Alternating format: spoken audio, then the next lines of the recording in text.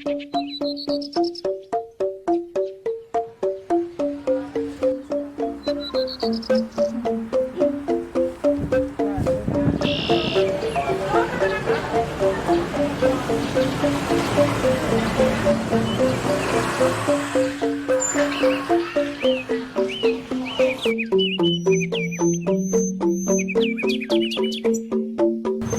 yang bisa dibantu, Bu? Cari napi. Mau lihat-lihat dulu ya, Bu. Niki berapa harganya per meter ya, Bu? Ini 95 per meter. Kualitasnya bagus, Niki, Bu.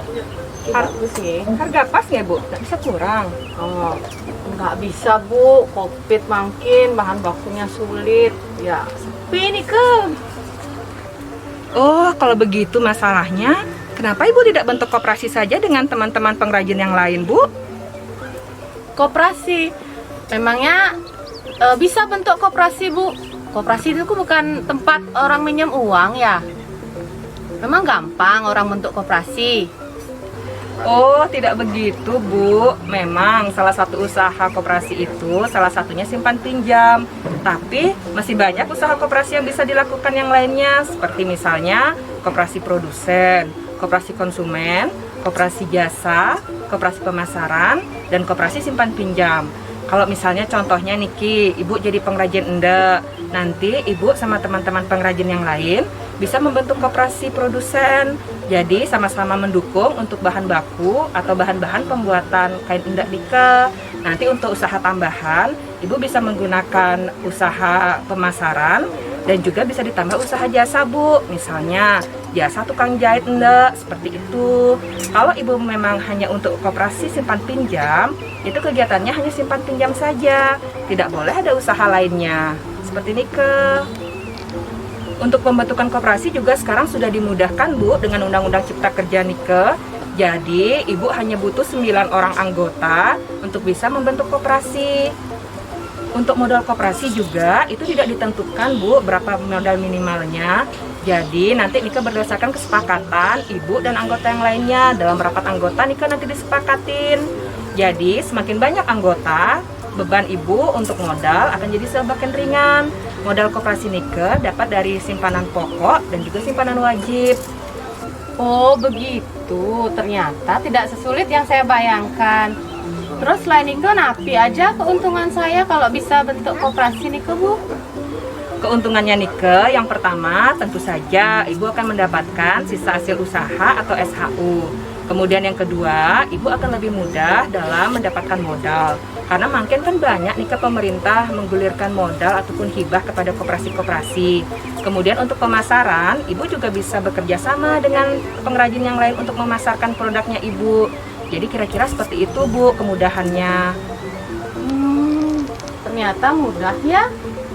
Tapi, ada tapinya nih, Bu. Kalau Ibu mau usaha koperasi Ibu berkembang, Ibu harus menerapkan 7 prinsip koperasi. Yaitu yang pertama, keanggotaan bersifat sukarela dan terbuka.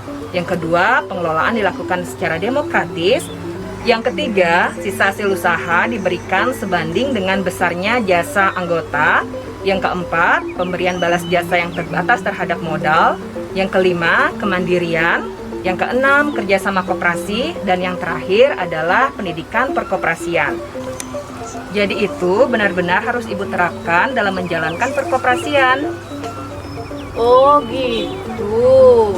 Terus sekarang kalau saya mau buat koperasi, sebaiknya saya kemana ya, Bu? Begini ya, Bu, kalau misalnya anggotanya Ibu nanti lintas kabupaten, minimal di 3 kabupaten kota di Bali, Ibu akan menjadi koperasi binaan Dinas Koperasi Provinsi Bali. Jadi Ibu bisa datang ke Dinas Koperasi Provinsi Bali, nanti Ibu sampaikan di sana keinginan Ibu untuk membentuk koperasi dan minta dilakukan penyuluhan perkoperasian oleh petugas penyuluh di sana. Setelah semuanya jelas, nanti Ibu akan diarahkan untuk ke notaris. Nanti notaris akan menjelaskan syarat-syarat administrasi apa saja yang dibutuhkan untuk membentuk koperasi Nike. Oh, nggih, kayaknya saya tertarik membuat koperasi. Ngomong-ngomong, Ibu kok tahu banyak tentang perkoperasian? Ibu dari dinas apa? Kebetulan Tiang dari Dinas Koperasi Usaha Kecil dan Menengah Provinsi Bali, Bu. Nanti kalau Ibu ke sana, Ibu pasti ketemu dengan Tiang. Oh, nggih, Bu. Ngomong-ngomong, Ibu jadi ngambil ndaknya? Jadi Bu, dia mau ngambil endak yang niki Bu, niki napi yang merah niki becean Bu. Diharapkan melalui kegiatan ini para pengrajin tenun tradisional Bali maupun para UMKM tentunya lebih eksis ke depan di dalam menjalankan kegiatan usaha. Untuk itu kami mari kawal para pelaku pengrajin tenun tradisional Bali maupun para UMKM ikutlah bergabung dalam wadah koperasi. Diharapkan melalui wadah koperasi para pengrajin tenun tradisional Bali maupun para UMKM akan jauh lebih eksis dalam menjalankan kegiatan usaha. Selamat bergabung dengan koperasi dalam baik itu binaan Provinsi Bali maupun Dinas Koperasi Kabupaten Kota Sumbawa.